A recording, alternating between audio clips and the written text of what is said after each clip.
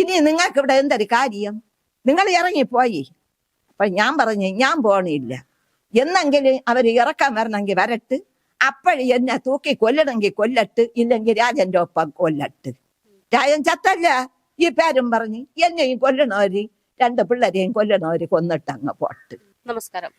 കോടതിയുടെ പരിഗണനയിലുള്ള ഒരു കേസ്, അതിന്റെ ഭാഗമായിട്ടുണ്ടായ കുടിയൊഴിപ്പിക്കൽ, ഇതിന്റെ ഭയത്തിൽ നിന്ന് ഒരു ദമ്പതികൾ മരണപ്പെട്ട ഒരു സംഭവം നടന്നിരുന്നു. 2020 നെയ്യാറ്റിൻകര അമ്പിളി രാജൻ മരണം സംഭവിക്കുന്നത്.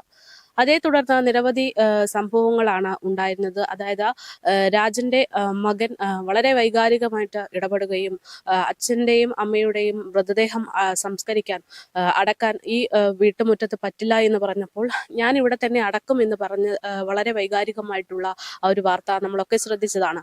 അതിനുശേഷം 2-3 ദിവസങ്ങൾക്ക് മുമ്പ് അതേ മകൻ, രഞ്ജിത്ത് എന്ന് പറയുന്ന മകൻ, സർക്കാരിനെതിരെയും സർക്കാരിന്റെ ചില വാഗ്ദാനങ്ങൾക്കെതിരെയും അതിശക്തമായിട്ട് രംഗത്തെത്തുകയും തന്റെ അച്ഛന്റെയും അമ്മയുടെയും കല്ലറയുടെ മുകളിലുള്ള സ്ലാബ് അടിച്ചു പൊട്ടിക്കുകയും അടക്കം ചെയ്തു.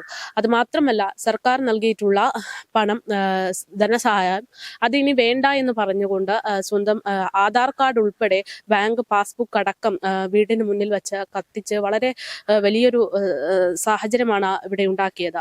എന്തായാലും ഈ ഒരു സംഭവത്തിൽ നിരവധി ഗുരുതരമായിട്ടുള്ള വിഷയങ്ങൾ ഉണ്ട് എന്നത് വ്യക്തമാണ്. അതേസമയം രഞ്ജിത്ത് ഉന്നയിക്കുന്ന നിരവധി പ്രശ്നങ്ങൾ അല്ലെങ്കിൽ പരാതികൾ, അത് തന്നെയാണ് ഇന്നിപ്പോൾ കേരളം ഒന്നടങ്കം ചർച്ച ചെയ്യുന്നത്. ഒരു കോടതി നടപടിയുടെ ഭാഗമായിട്ടുണ്ടായ സംഭവത്തിന്റെ ഭാഗമായിട്ട് 2 പേർ മരിച്ചപ്പോൾ 2 മക്കൾ അനാഥമായി, അതിനേക്കാൾ ഉപരി ഒരമ്മ കൂടെ അനാഥമായിട്ടുണ്ട് എന്നുള്ളതാണ്. ഇപ്പോൾ നമ്മൾ നിൽക്കുന്നത് ആ പറയുന്ന രഞ്ജിത്തിന്റെ അല്ലെങ്കിൽ മരണപ്പെട്ട രാജൻ അമ്പിളി ദമ്പതികളുടെ ആ പ്രശ്നഭൂമിയായിട്ടുള്ള ആ ഒരു വീടിന്റെ മുൻവശത്ത് തന്നെയാണ്. അയൽവാസികൾ തമ്മിലുള്ള തർക്കം തന്നെയാണ് ഈ ഒരു സംഭവം എന്നത് എല്ലാവർക്കും അറിയാം. അതായത് ഇത് ഒരു ഉന്നതിയാണ്. ഇവിടെയുള്ള 4.5 സെന്റ് ഭൂമി, അതായത് ഈ അയൽവാസിയായിട്ടുള്ള വസന്ത, അവരുടെ സൈഡിലുള്ള സ്ഥലവും അവരുടേത് തന്നെയാണ് എന്ന് പറയുകയും അവിടെ താമസിച്ചിരുന്ന രാജൻ അമ്പിളി ദമ്പതിക്കെതിരെ പരാതി കൊടുക്കുകയും ഒക്കെ ചെയ്തതാണ് സംഭവം.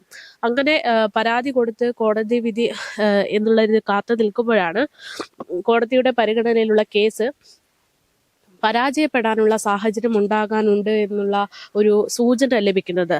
അങ്ങനെ കേസ് പരാജയപ്പെടും എന്നുള്ള ഭീതിയിൽ നിൽക്കുമ്പോഴാണ് കുടിയൊഴിപ്പിക്കൽ നടപടി ഉണ്ടാകുന്നത്.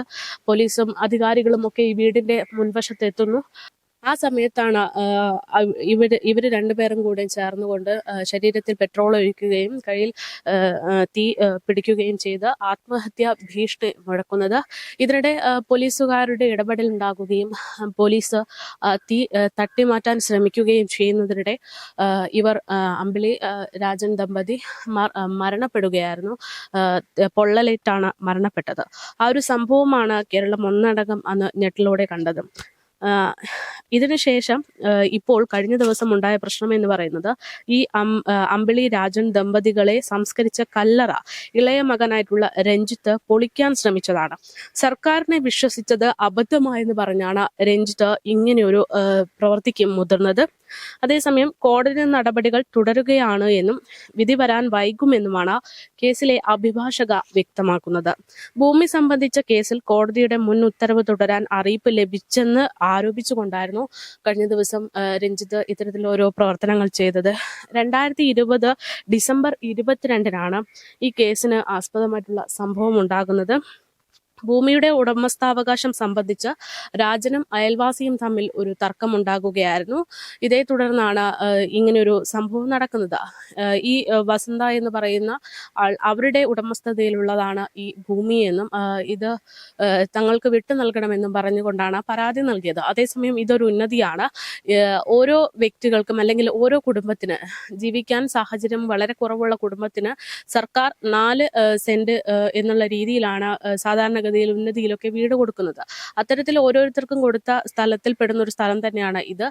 ഇത് മറ്റൊരാളുടെ പേരിലായിരുന്നു എന്നും അത് ഇവർ ഇവിടെ കൂടിക്കയറിയതാണ് എന്നൊക്കെ ഒരു വശത്തു നിന്ന് പറയുന്നുണ്ട്. അതേസമയം വസന്ത പറയുന്നത് പ്രകാരം ഇത് മറ്റൊരാളുടെ പേരിലാണ്. അയാൾക്ക് താൻ ചികിത്സാ സഹായം അല്ലെങ്കിൽ ഈ ഭൂമി തനിക്ക് വിട്ടു നൽകുന്നതിനുള്ള ഒരു പണം നൽകിയിട്ടുണ്ട്. അത് പ്രകാരം താൻ വാങ്ങിയ ഭൂമിയാണ് ഇത്. അതുകൊണ്ട് തന്നെ ഈ കുടുംബത്തെ ഇവിടെ നിന്ന് ഒഴിപ്പിക്കണം എന്ന് പറഞ്ഞുകൊണ്ടാണ് വസന്തയൊക്കെ പരാതി നൽകിയത്. എന്തായാലും ഈ ഒരു കേസിൽ നിർണായകമായിട്ടുള്ള നിരവധി നടപടികൾ ഉണ്ടായിട്ടുണ്ട്. ആ ഒരു നടപടിയുടെ ഭാഗമായിട്ടാണ് ഇവരെ ഇവിടെ നിന്ന് വിടണം അല്ലെങ്കിൽ ഇവിടെ നിന്ന് ഒഴിപ്പിക്കണം എന്നുള്ള നടപടിയിലേക്ക് എത്തുന്നത്. പക്ഷെ അത് ഒരിക്കലും പ്രതീക്ഷിക്കാത്ത ഒരു സംഭവമായി മാറുകയായിരുന്നു. സ്വന്തം അച്ഛനും അമ്മയും മരിക്കുന്നത്, അതും പോലീസുകാരുടെയൊക്കെ മുന്നിൽ നിന്ന് മരിക്കുന്നത് അത് കണ്ട് സങ്കടപ്പെടുന്ന ഒരു മകൻ. 2 മക്കളുണ്ട്. അതിൽ ഏറ്റവും വികാരഭരിതമായിട്ട് ഇടപെടുന്നത് ഈ ഇളയ മകനാണ്. ഈ ഇളയ മകന് ഇപ്പോഴും നിരവധി അതൃപ്തിയാണ് ഈ ഒരു സംഭവത്തിലുള്ളത്.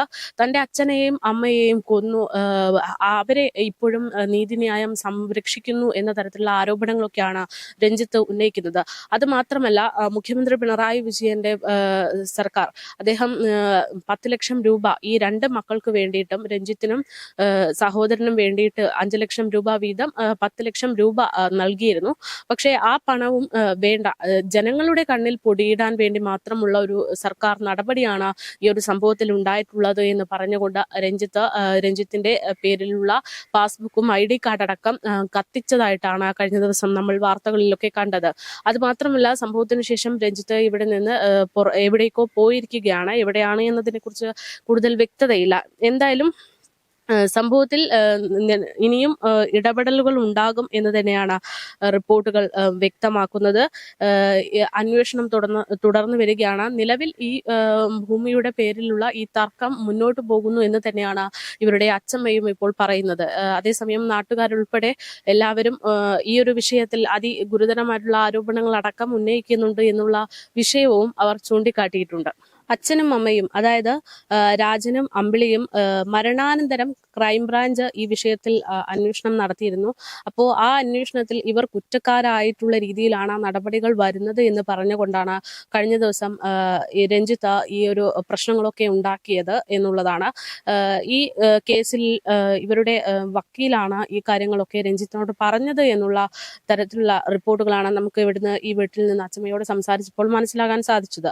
അതേസമയം സംഭവത്തിന്റെ ഈ ഒരു ബഹളം കഴിഞ്ഞ ദിവസം ഒന്ന് ഒതുങ്ങി തീർന്നത് പോലീസിന്റെ ഇടപെടൽ കൊണ്ടാണ് എന്ന് വ്യക്തമായിട്ട് നമുക്ക് പറയേണ്ടതുണ്ട്. അതായത് സാധാരണഗതിയിൽ അങ്ങനെ എന്തെങ്കിലും ഉത്തരവ് വരികയാണെങ്കിൽ ഇപ്പോൾ രഞ്ജിത്ത് പറയുന്നത് പ്രകാരം ഈ വീട്ടിൽ നിന്ന് ഇറങ്ങി കൊടുക്കണം. അതുപോലെ തന്നെ ഇപ്പോൾ സംഭവത്തിന് ശേഷം ഈ വീടിന് മതിലുകളൊക്കെ കെട്ടിയിട്ടുണ്ട്. അപ്പോൾ ഈ മതിലൊക്കെ പൊളിച്ച് ഈ മുൻവശത്ത് രഞ്ജിത്ത് തന്നെ കുഴിമാടമുണ്ടാക്കി അച്ഛനെയും അമ്മയെയും സംസ്കരിച്ച ആ ഒരു കല്ലറ അതടക്കം പൊളിച്ചു കൊടുക്കണം എന്നുള്ള നിർദ്ദേശമടക്കം വരുന്നുണ്ട്. വീട് ഒഴിവാക്കി കൊടുക്കണം എന്നൊക്കെ പറയുന്നു. അതിന് താൻ ഒരിക്കലും സമ്മതിക്കില്ല എന്നൊക്കെ പറഞ്ഞുകൊണ്ടാണ് രഞ്ജിത്ത് ഈ ഒരു പ്രശ്നം ഉണ്ടാക്കുന്നത്. അപ്പോൾ അങ്ങനെ ഒരു ഉത്തരവ് ഉണ്ടായിരുന്നുവെങ്കിൽ തീർച്ചയായിട്ടും അതിന് രഞ്ജിത്തിന്റെ വീട്ടിലേക്ക് ഒരു നോട്ടീസ് വരുമായിരുന്നു. ആ നോട്ടീസ് രഞ്ജിത്തിന്റെ വീട്ടിലേക്ക് വന്നിട്ടില്ല. അതുപോലെ തന്നെ പോലീസ് സ്റ്റേഷനിലും അത്തരം ഒരു നോട്ടീസ് വന്നിട്ടില്ല. അതുകൊണ്ട് ഇത്തരം പ്രശ്നങ്ങൾ ഉണ്ടാക്കേണ്ട ആവശ്യമില്ല എന്നുള്ള കൃത്യമായിട്ടുള്ള ഒരു ഇടപെടൽ അല്ലെങ്കിൽ ഒരു ആശയം കൈമാറിയതോടെയാണ് ഈ ഒരു ബഹളത്തിന് ചെറിയൊരു അവസാനം ഉണ്ടായത് എന്നതും പറയേണ്ടതുണ്ട്. എന്തായാലും തന്റെ അച്ഛനെയും അമ്മയെയും മരണത്തിന് ശേഷവും കുറ്റക്കാരാക്കാനുള്ള ചില നടപടികൾ ചിലയിടങ്ങളിൽ നിന്നൊക്കെ ഉണ്ടാകുന്നുണ്ട്. ഇത് ശരിക്കും നീതി നിഷേധമാണ് എന്ന് പറഞ്ഞുകൊണ്ടാണ് രഞ്ജിത്ത് ഇപ്പോൾ രംഗത്തുള്ളത്. എന്തായാലും വലിയൊരു ഞെട്ടിപ്പിക്കുന്ന ഒരു സംഭവം തന്നെയാണ് ഇത്. മരണത്തിന് മുമ്പും ശേഷവും ഒരുപാട് ആശങ്കകളുള്ള ഒരു കേസ് തന്നെയായിട്ട് ഇതിപ്പോഴും തുടരുന്നു എന്നുള്ളതാണ്. അതേസമയം ഇതിന്റെ തൊട്ടടുത്തുള്ള വീട്ടിലുള്ള ആളാണ് പരാതി നൽകിയത്. അവർ ഈ വീട്ടിലില്ല. ഈ വീട്ടിലുണ്ടായിരുന്നെങ്കിൽ അവരുടെ നിലപാട് എന്താണ് എന്നത് കൂടെ നമുക്ക് പുറത്തു കൊണ്ടുവരാൻ പറ്റുമായിരുന്നു. അവരിപ്പോൾ ചികിത്സയിലാണ് എന്നാണ് പുറത്തു വന്നിരിക്കുന്ന വിവരം.